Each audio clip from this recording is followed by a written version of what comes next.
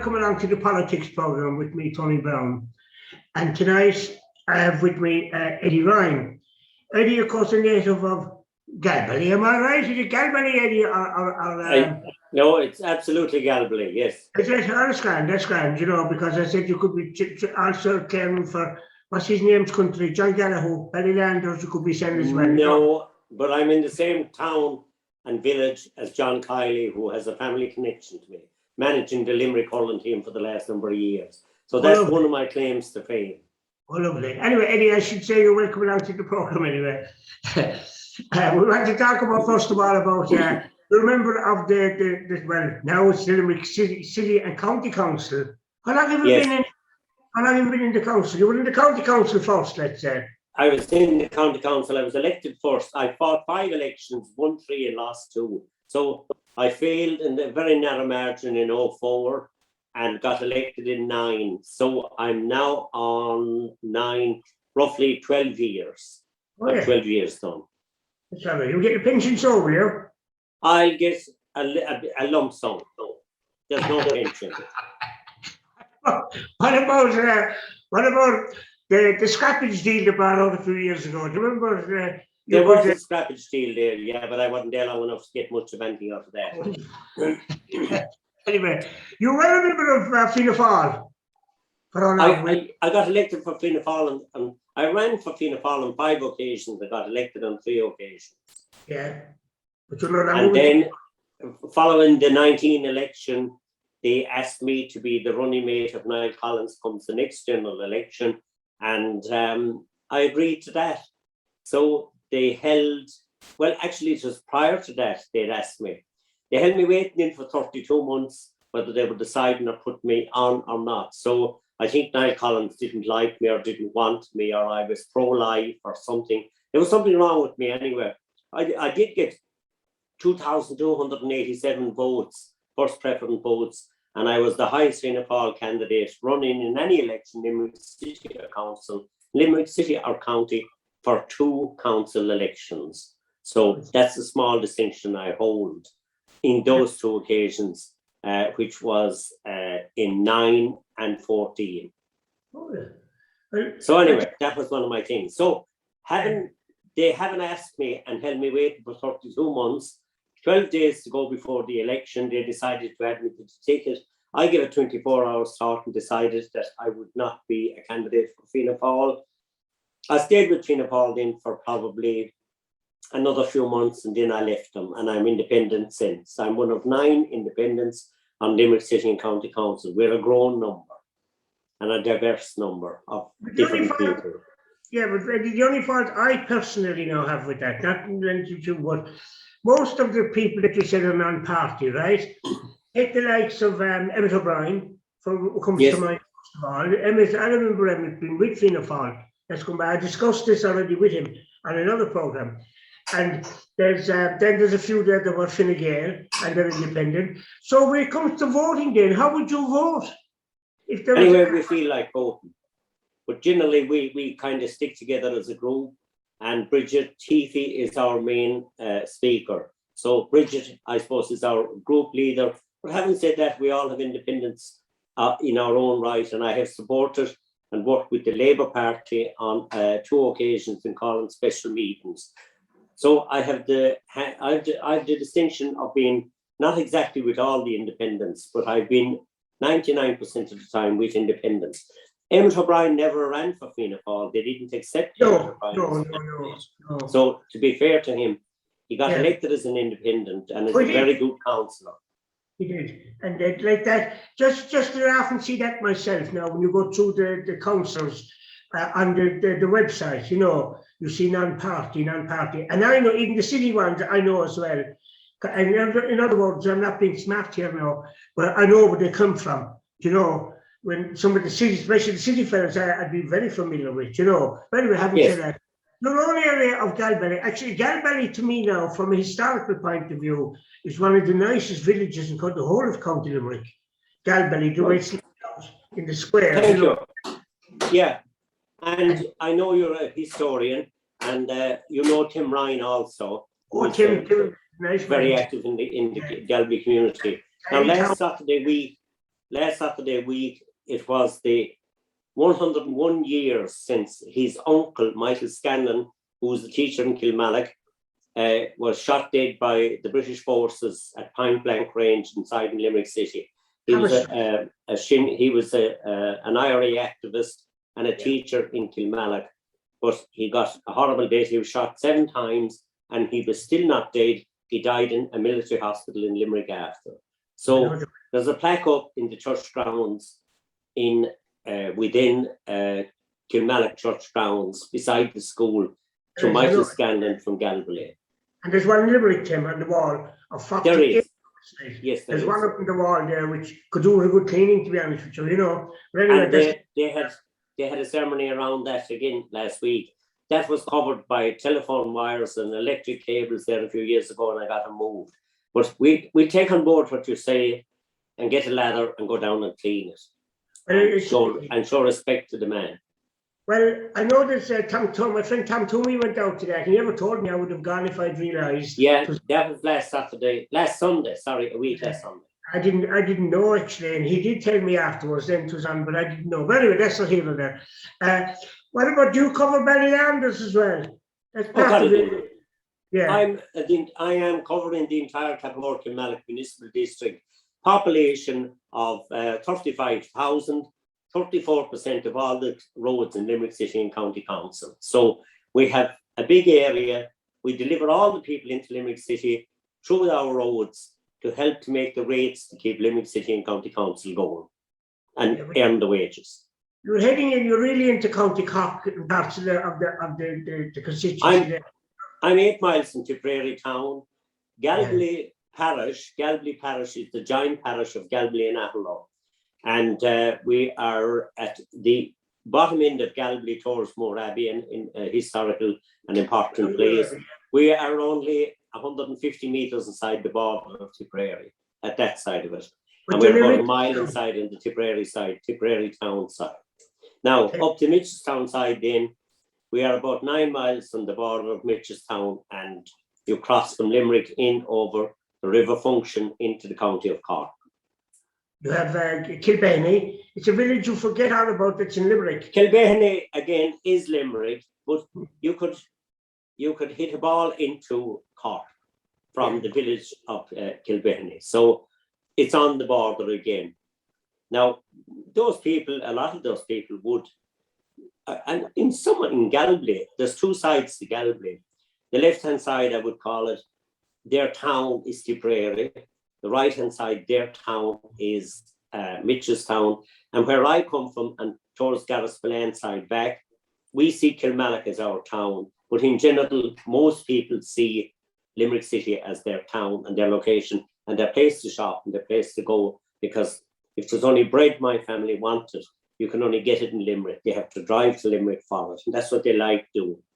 Because you'll see more in Limerick. They love it.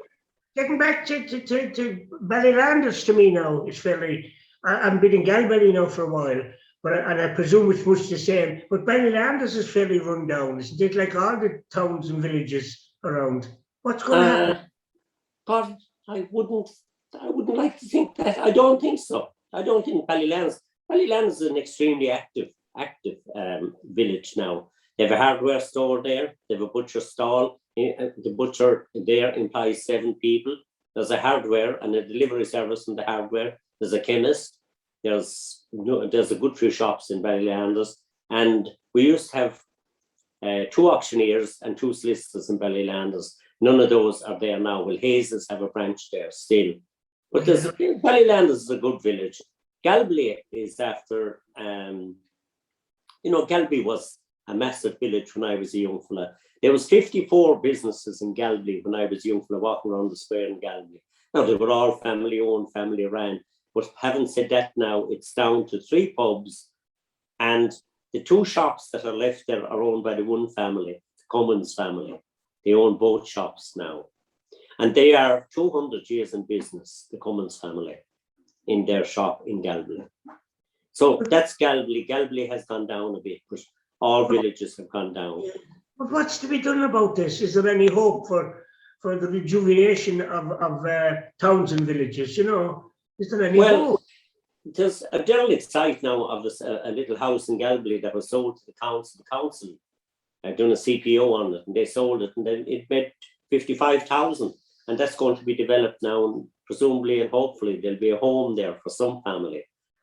But an awful lot of families today, Tony, as you may know or may realise, that when I was a young fella in the village of Galway, you couldn't pass through that square without getting a welcome bow.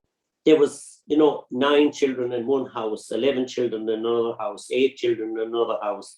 And that was families being reared in the village of Galway, within the village.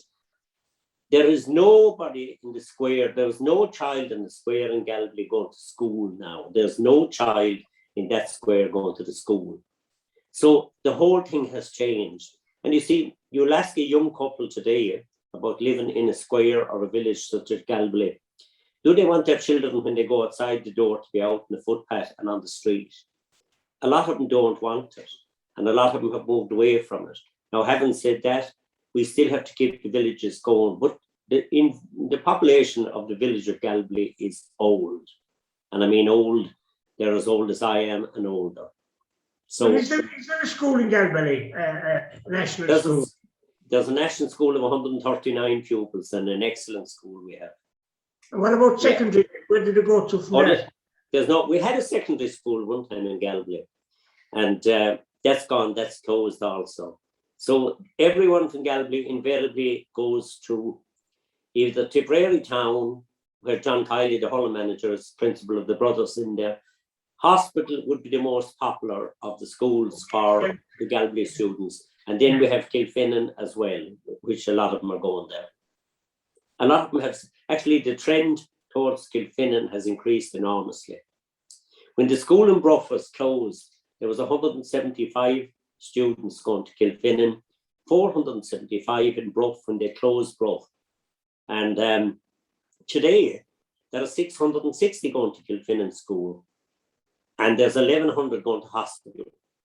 So they're the schools. And an extraordinary turn of events this year, from a Galway point of view, is that of all the 6th class students that were in the village, in the Galway school, Galway National School, only one went to hospital and all the rest went to Kilfinnan, which is, and there's a reason for it as well, I suppose, to some extent.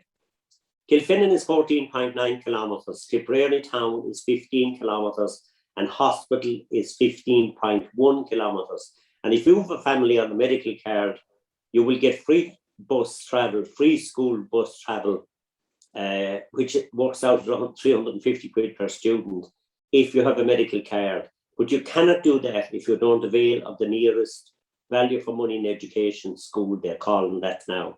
So you have to go to Kilfinnan if you have a medical card and you want to avail of free transport. If you go to Tipperary or hospital, you're availing, you're a student, a discretionary student on that bus. Yeah, but I don't know, there's something wrong with the system, isn't there? I don't know. Well, you see, it's a break with tradition, because tradition for us was hospital town, hospital school. I was involved in the Parents Association for 9 years then, and I was chair of it. And I was involved in a time when there was 3 schools, the Tech, the Brothers and the Nuns. And we brought that together in John Baptist Community School into one school. That's the school now with 1,100 students. And it's a very good school. It's an excellent school with a great standard of education and the great results, leaving set wise and otherwise. But having said that now, there's an excellent principal in Kilfinnan and who does a great job. And needless to say, we also believe that John Kiley does a great job in the school that he runs in Tipperary town. It's a boys only brothers school. I hope they're teaching local history in these schools, which they don't seem to be. That's a gripe I have with some of them. They're not teaching the children proper local history. I mean, what do you do that for Galway? I wouldn't disagree with that now. And a thing that cropped up the other day when we were at the unveiling of this plaque to Michael Scanlon in Kilmallock, the Republican monument that's in the square in Galway was done and built in 1948. Kilmallock, our principal town within the municipal district, has no Republican monument in it, which is a shame, because not only just Michael Scanlon, who was murdered by British forces, 28, 27 others along with him were also murdered or killed by the British forces at the time. Now, some of them were involved in combat, not saying that they weren't involved also and may have done their share of killing as well. However, some of them were innocent people and some of them were killed, like Michael Scanlon was shot at point blank range below Limerick. He was. He was, yeah. I just ask you, what about building planning permissions and that? I asked David O'Brien this, and I presume the same applies to Galway. Can I, as an individual here from Limerick, can I buy a site and build a house in Galway? No. No. The road I'm on now is a narrow road. It's a one-car road. It's a road with a bit of grass in the middle of it. So in order for me or anyone in my family to build a house on this road, you must have been born on this road to build a house in it now. And it's a planning guideline that I don't have a major issue with, because you can, on the other roads coming into Galway, you can come from as far away as 10 kilometres, so that you could build on certain houses. Now, if you bought a derelict house out in Galway, you don't have to have a house in need in order for you to build a replacement house. So that's the only context where you, Tony Browne, could build a house in Galway, whether to knock the existing derelict, do away with the existing derelict, or do it up, or buy a house, an existing house. But you can't come from Limerick City out and build a house in Galway. The answer to that is no. But what about, well, I think now that helps me here, it doesn't affect the county, I know, but in the city, what about burying somebody? For example, if somebody from Galway lives in Limerick City, right, and they want to be buried in Limerick, I would object to that. Why should people be able to be buried where they feel like it, if you know what I mean? Why don't people go back to their own place to be buried? I can't figure that one out. Most people do. I don't see that. But would you have an issue with somebody from Galway being buried in Limerick?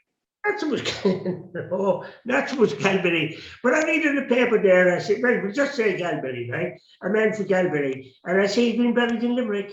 I said, that's ridiculous. You know, that you could be buried, and not even from Limerick, if it was some, I don't know, Timbuktu, or he was from Ballina, County Mayo. I don't see why he can be buried in Limerick. Why doesn't he go back to where he's from? But you see, his family may have no contact with that area, Galway or any Ballylands or anywhere else at this point in time now. So the family may have moved on and moved to Limerick and lived in Limerick. Yeah, so, you still see it of Galway. Spaces, sorry if I'm cutting across, you know, sorry, let you talk, what?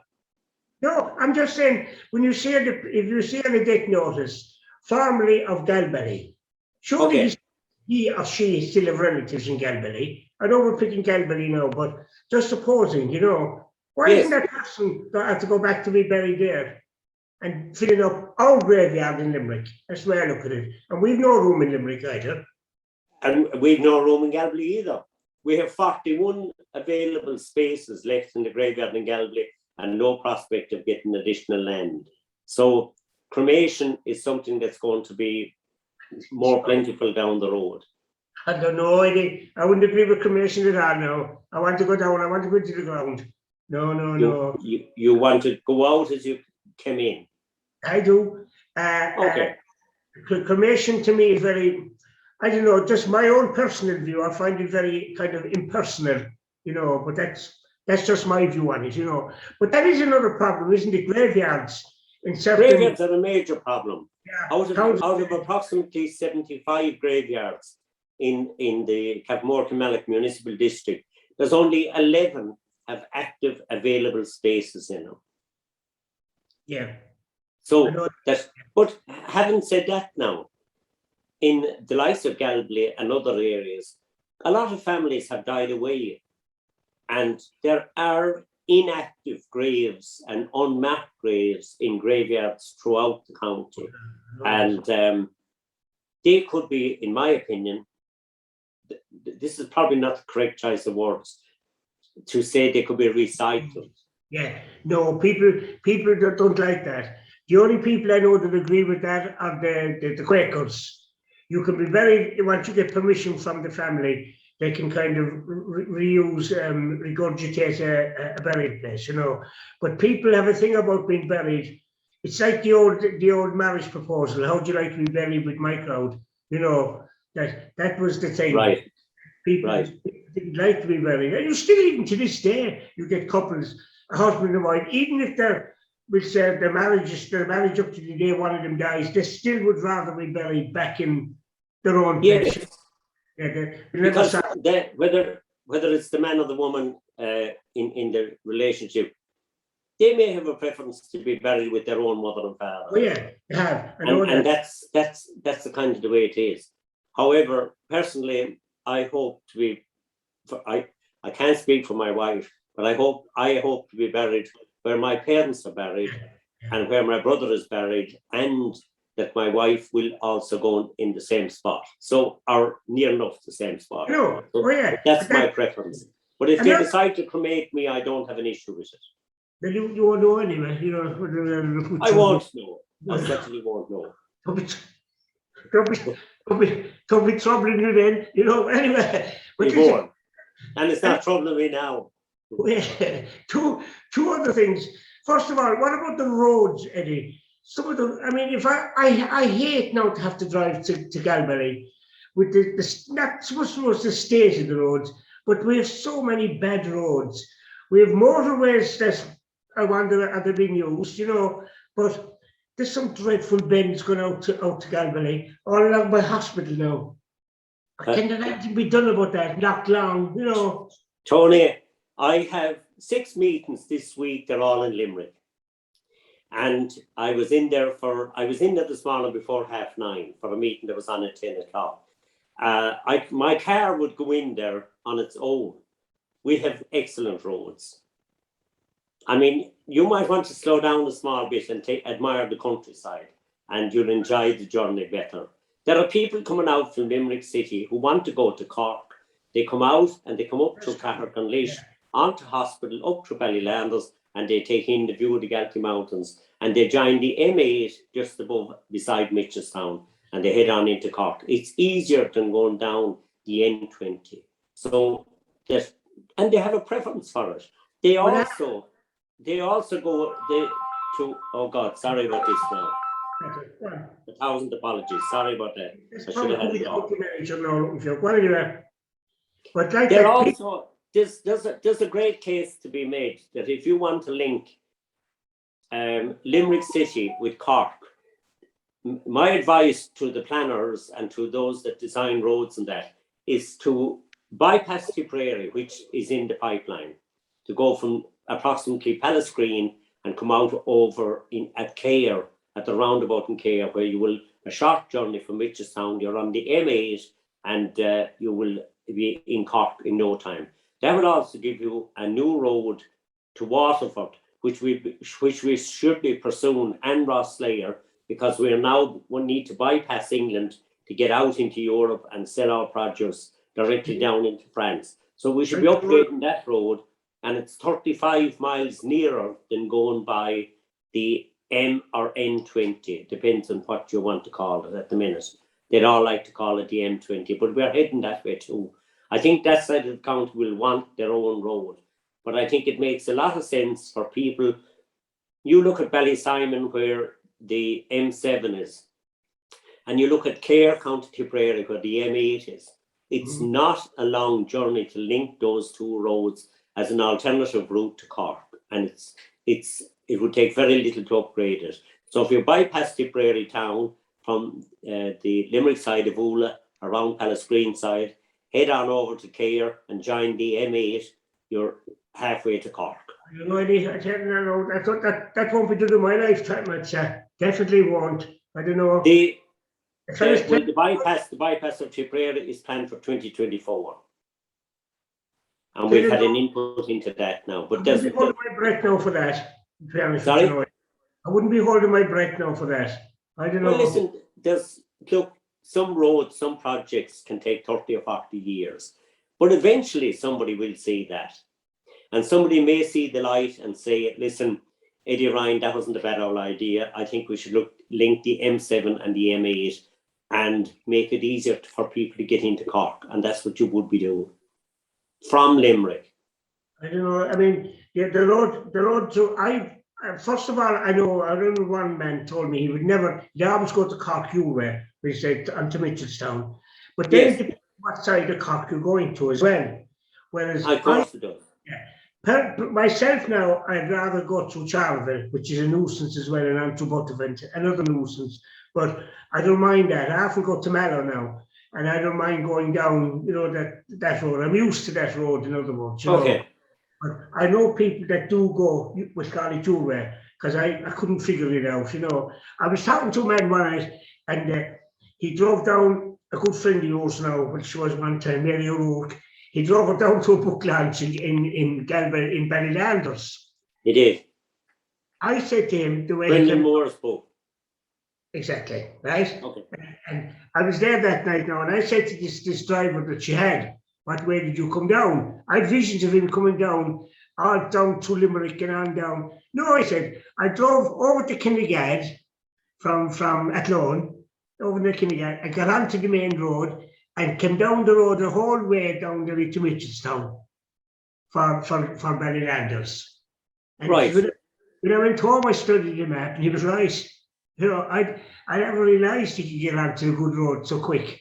And we had to come down the whole way down as far as Mitchelstown. Yeah, that's not a bad plan now. I have to agree with that. Because when I saw it now, when I saw it written down. Anyway, another thing I want to talk about is, what about this, oh God, it would be my bonnet about ribbon development. Why are there so many bungalows built along the side of the road? I can never understand it.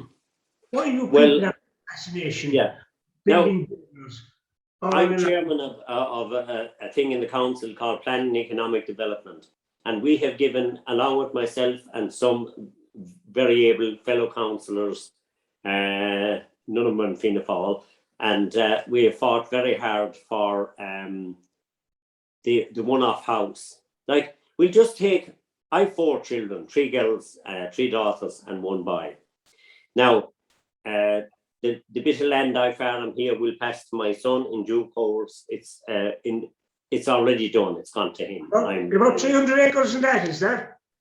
There's not. I'm only a small farmer on the side of the hill, struggling all my life to hang on by the tips of my nails. But however, we've managed to survive bad weather, bad storms, bad wind, and on the side of a hill. So we're still clinging on here. But my daughters, one of my daughters has built, she came back from England and she's gone into her house since last Christmas. Now the second daughter is in Dublin and she wants to come back to Galway and build. Under the plan that was there before, with the development plan that we're producing at the minute, she would have to have a social or an economic link to the area to build a house on my road where she was bred, born and reared. Now that to me is very unjust, very unfair. This is where she wants to live. She wants to live in Galway. Why would you, and you're talking about bungalows on the side of the road, or 2 stories, or any other kind of house, why would you want to deprive her of that privilege of wanting to live where she was bred, born and reared? I don't want to stop anyone inside Limerick City from building a house or living in a house on the same street to where they were born. I have no issue with where they live in Limerick if it's their preference. But city people seem to think that they have a divine right to look across this countryside and see nothing, only hunger, green fields and perishing weather and no animals. And with the new climate action thing that Micheál Martin is talking about there for the last week, it looks like they've made a decision. We'll sacrifice agriculture and we'll give the farmers bigger dole. It looks like that's their plan, because they don't have a plan and they're making this up as they go along and they're flogging lies to people about what they plan to do. But the reality of it is they don't have a plan.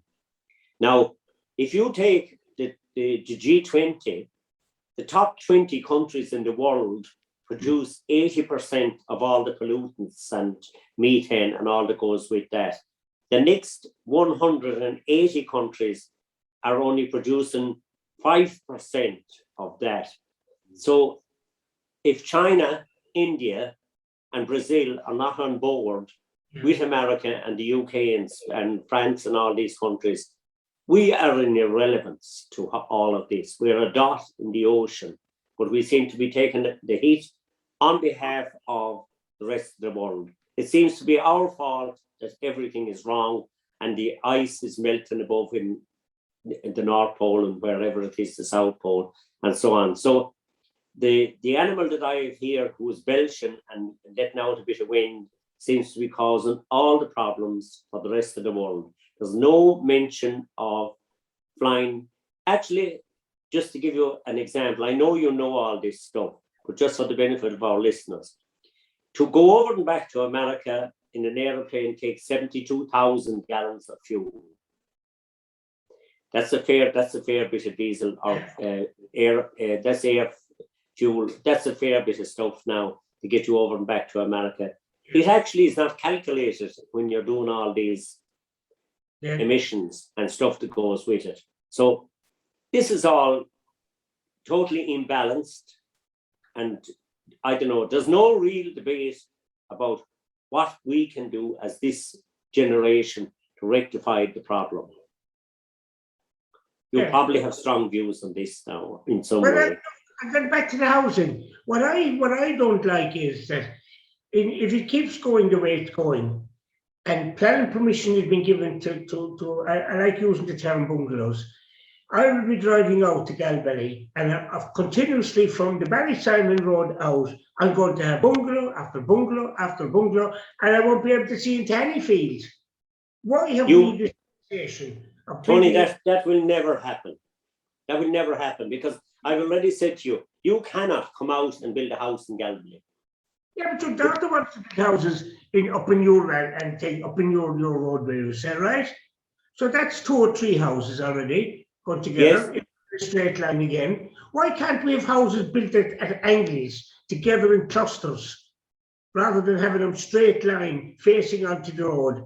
I don't understand it. You won't get it in France. You won't get it in Spain. Or Germany.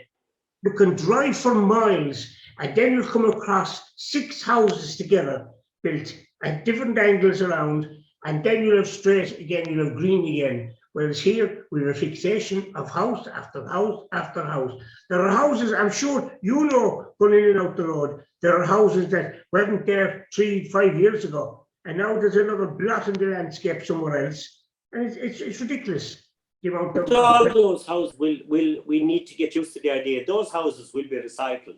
I'm not going to be here forever. And there's only myself and my wife here in this house. I'm one of a family of 11 children with my mother and father who lived in this house that I'm sitting in now.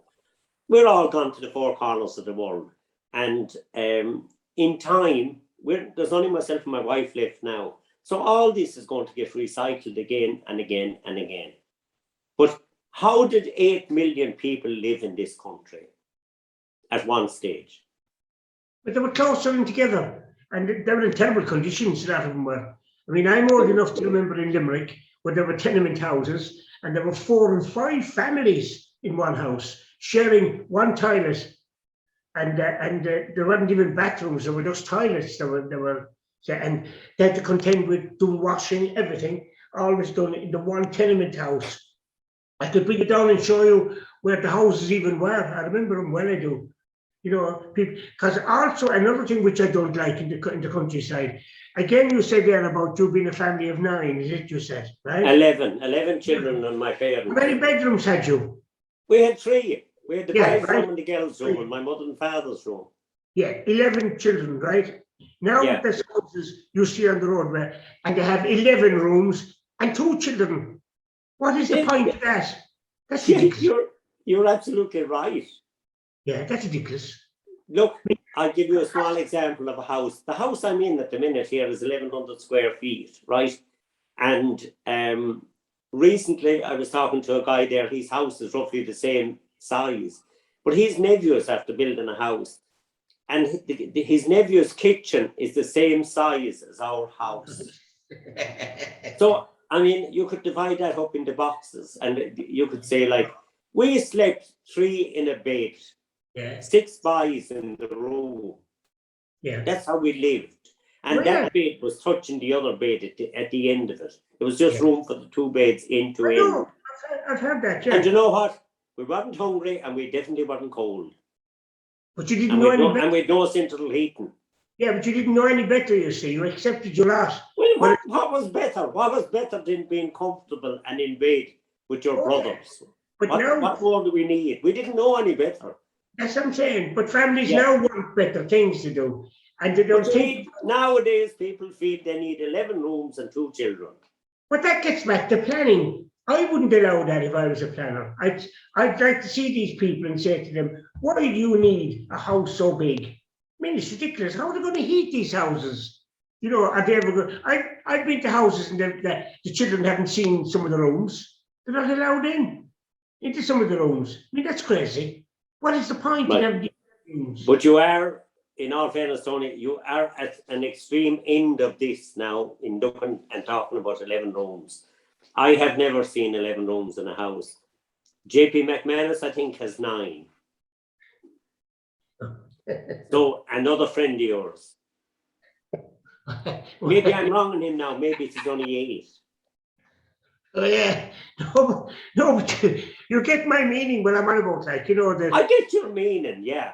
If you have 2 children and the parents, they should have a 3-bedroom house. Yeah. But there's no, when you're looking for a planning permission, there's no box on it that says tick the amount of children that you plan to have. Say you were a young couple starting out. So would you tick the box there? Who's going to tick a box today to say they plan on having 11 children? My mother and father didn't tick any box, but I'm part of a family of 11. So there was no category of a bracket. And bear in mind, I'm talking about attached house. Oh, yeah. This house I'm in was built in 1954. Yeah. My father built it.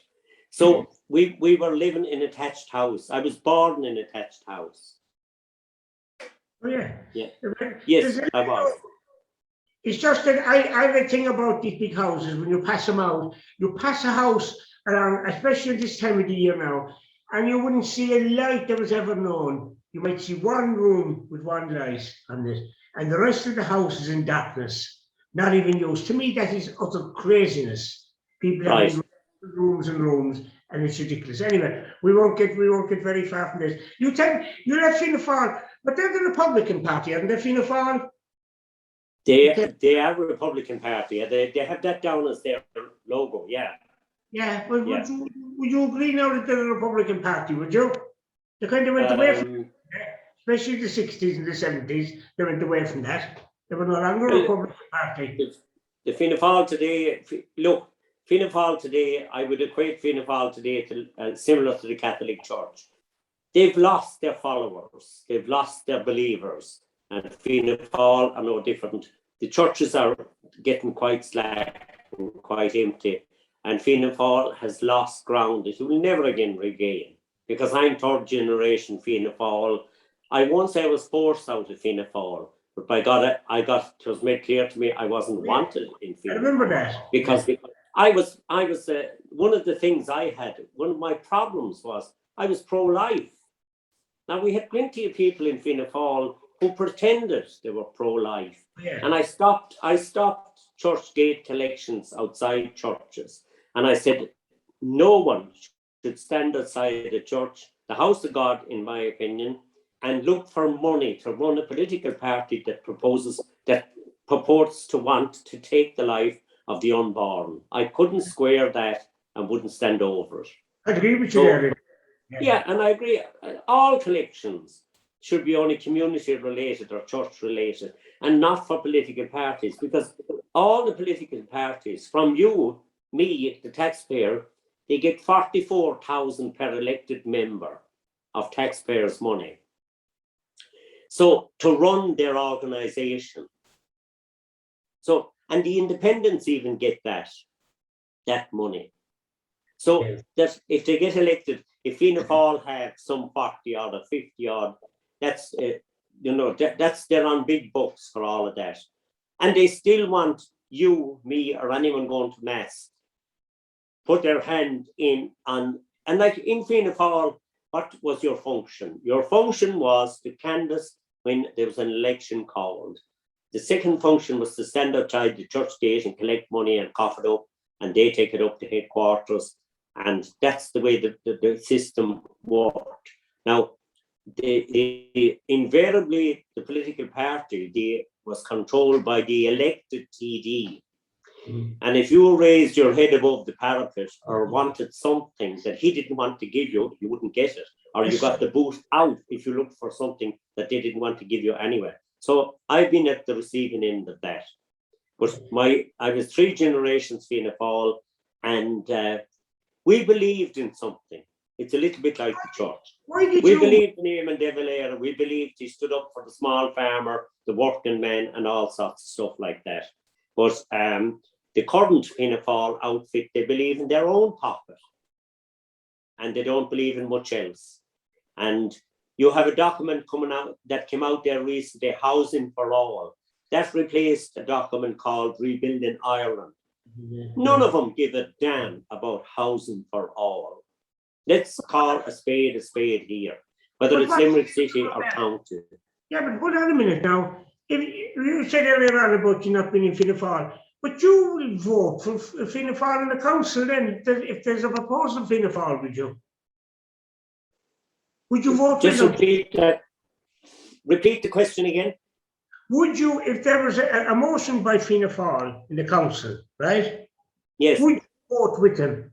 If you thought it was wrong, would you vote with him?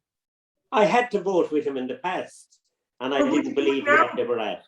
I did. Yeah, I followed the whip. You shouldn't. There should be no whip. You should. People. You should be. I have the luxury today of not doing that. Yeah, well, that I agree with, because it's wrong. I think you've been forced into vote just because somebody else makes a decision. You should have a free mind to vote what way you want, and that's something I don't like with any of the political parties, that you have to vote along. I mean, that's wrong. You but Sinn Féin have it as well, and so have Fine Gael. Sinn Féin have a whip system as well. The only party that doesn't have it are the Greens. But that can cause chaos as well. You've got the show. The show has to go on, and the show has to be ran. So how do you keep your troops in line? Is the question. It's just that there's been I mean, what is your view, for example, now of Fianna Fáil? I know we're going slightly off it with the government, but what about Fianna Fáil and Fine Gael getting together? Have you a view on that? Listen, there's people gone before us, and they're not turning in their grave, they're spinning in their grave now at this stage, thinking or talking about what's gone on there. And I mean, look, the hatred that's there, the political hatred between Fianna Fáil and Fine Gael all my life went on and went on and went on. At the doorstep outside churches, at Mass on Sunday, the differences between them were minimal, but the arguments and the entrenched views of both Fianna Fáil and Fine Gael were enormous over the years. So they held the view that that was the way it was and it wasn't going to change. I mean, I couldn't believe it now. There's one. I couldn't believe it when they got together after all the tossing and fighting we've had over the years. All the fighting that went on over the years. Generations, yes. And now they're back together. There are, I'll talk away. If there's something to do with it, you can stand up if you want. No. I'm okay. My brother just walked in and I'm just telling him, sit there. Tell him you're talking to somebody very important now, at the moment. I'm talking, yes. Do you want to say hello to him? And this isn't West Limerick station we're on now, by the way. It's not. It's certainly not East Limerick. That's my brother Tom. Look at him. Hello. That's my brother Tom. He's my oldest brother. He's 84 years of age, and he can recall a lot more than me. But is he voting Fianna Fáil now, you say? He does vote Fianna Fáil, but he wouldn't vote for him now. He'd vote for Eddie Ryan, but he wouldn't vote for Fianna Fáil. I don't know. But I don't know, Eddie, this pact thing always have got my nerves. What's your view on the elected mayor? What's happening? Well, I oppose that, and I told everyone I met don't vote for it, but that got passed, and I don't believe in it. I think the system we have is not a bad system.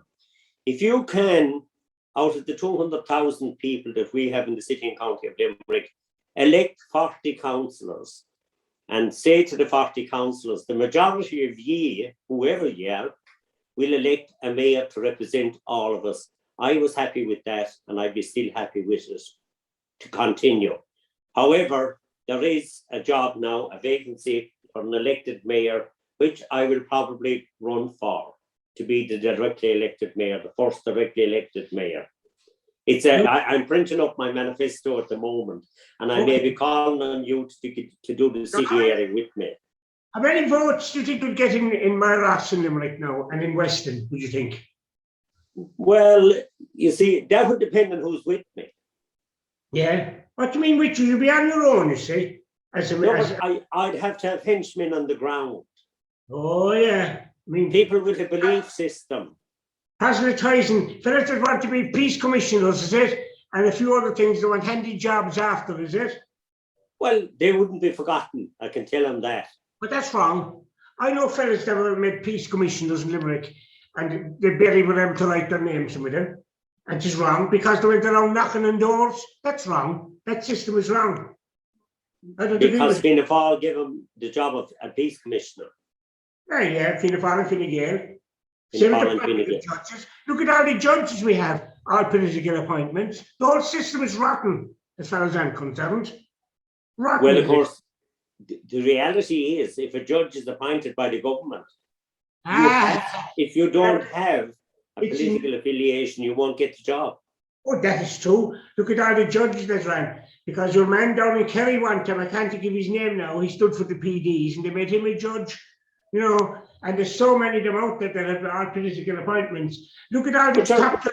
I spotted something out at a council meeting, right? You probably saw me now at a few council meetings, right? Yes.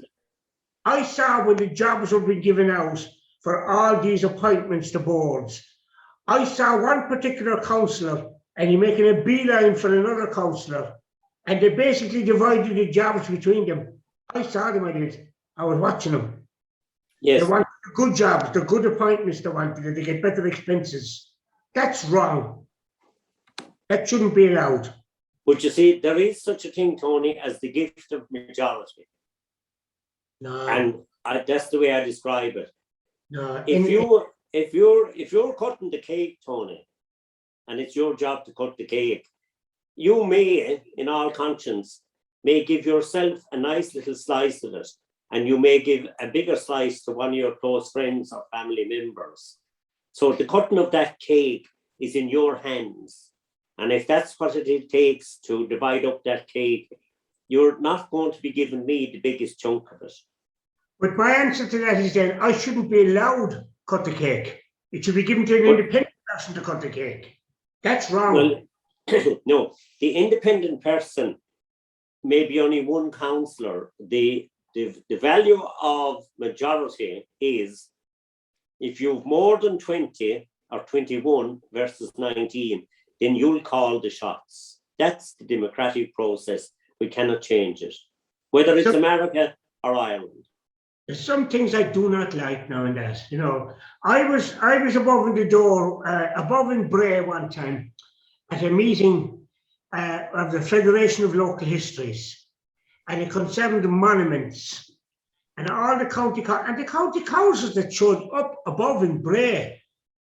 I tell you, when they saw me, they didn't expect to see me in front of them to sign the book. The majority didn't even stay at the thing. I think that's disgusting. I believe. That is wrong. That councils will not, from Kerry, they'll go to Donegal, but they won't go to Cork. The fellows from Wexford will go to Mayo, but they won't go to Wicklow. That is wrong. Well, I don't attend any of those things. But I think it's disgusting that they can claim expenses for things like that. And I blame the getting back to the city council anyway, you know. And I mean, the people running the city council to me anyway, some of them are like the CEO. Who appointed the CEO of Limerick Council? I would say, who appointed the CEO? Well, the current CEO, I would say he was deputy, and I presume that the process, well, I had no say in his appointment, I can assure you of He was that. working in Shannon Development. He was Shannon Development, yes. Yeah. And how did he get a job in the council then? He got a job then in the council and he became deputy CEO. And now he is CEO. And did he have to apply for that job? I would assume he did. But I can assure you of one thing. I wasn't asked who will we give that job to. Yeah, that's okay. That's fine. Anyway, Eddie, there's so many things we could be discussing here as regards the running of the council, the elected mayor, you know, and what is going to happen. I do agree with one thing. The money they're offering this elected mayor is disgusting. It's too much money. I really think it's wrong. It is a massive amount of money. But, Yeah. but when I got elected to the council in 2009, the Cllr of the county council was an 84,000. The mayor of Limerick City and County Council today gets 35,000.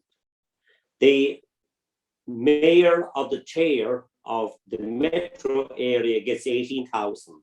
And any one of the chairs of the municipal districts, they get 6,000. So all that money has been paid back, Tony, a lot. Now, it's rumoured that the new mayor, the new elected mayor, will have a staff of 5, which will be part of them, will be advisors, and 150,000. So are you up for it yourself? If you were, I would help you out this side. I'll answer that another time. But I'll tell you something, it's crazy the amount of money being spent, really crazy, the amount of money. And the last question I want to ask you is just coming to my head now. So I don't have any written down, I have no notes in front of me. I see that, fair play to you, and I don't either. Yeah.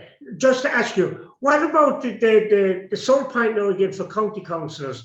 What about the giving out of houses, council houses?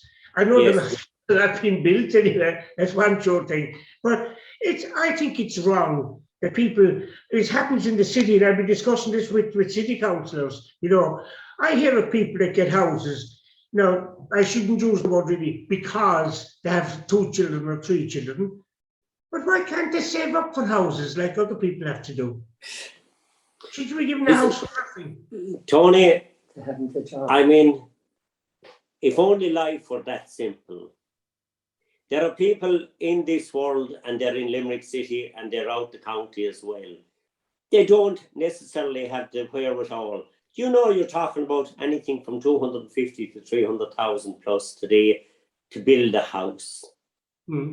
How do you think people, unemployed people in Limerick City, would pay for such a house and save up? Save up out of what? They're looking if they have a fiver left over at the end of the week. We have massive social deprivation in our city and county and parts of our county. I mean, people deserve a decent home over their head. And it isn't much to ask for any little young child person that they'll be able to wake up in their own bed. There mightn't be 3 of them in the bed as there was when I was a young fella, but any kind of a bed with a roof over their head, they deserve it. Would you agree with me? I would, but I have other things now to say. We want to be here now till next week. See, I think you're being a bit hard on people there now when you said, why don't they save up? In the name of God, save up out of what? I know pensioners, and the difference between making ends meet in a week is a fiver. A fiver left over is a bonus. Yeah, I know that in the city, but there's still a lot of people that haven't worked and never will work. And they're having children, you know. They are, and you see, but have they a job? Have they a job? No. But have they the opportunity to get a job? Well, I maintain they have. That's what I'd say now. There is work there. A lot of people just couldn't be bothered, you know. Listen, well, I'm a socialist, and I believe it takes all sorts, and the system is... And you remember the Fianna Fáil? How could you be a socialist if you've been Fianna Fáil for years? Well, Bertie hadn't said he was the only socialist in the dog. Cameron's birthday having a cute boy, I tell you. I admire him for one thing. He got away with it for a long time, and he's a good pincher now, I tell you. He's laughing at us all. Eddie, come here, it's time to go home now, I think, at this stage. Tony, it's a pleasure, as always, to talk to you. And you didn't interrupt me, and you didn't tell me answer the question, and I got an easy ride from you, and I do appreciate the way you conducted your business today. Mind yourself. Eddie, answer the question. Answer the question. You know, that's a certain... Well, you know. And you looking for buns before the interview was over. The other people listening won't know what we're talking about. So... for the people that are there with you and the people that were there and setting this up, I thank them and I thank you, and it's a pleasure as always to talk to you. Okay, Eddie, thanks very much. And the next time there's something important going on, I hope you'll be at it, historically or otherwise. And I tell Tim Ryan you said hello. Tim Ryan, okay. I will. Good luck, Eddie. Good luck, Joe. God bless, Tony. Mind yourself. Take care and regards to all. Okay, good luck, Joe.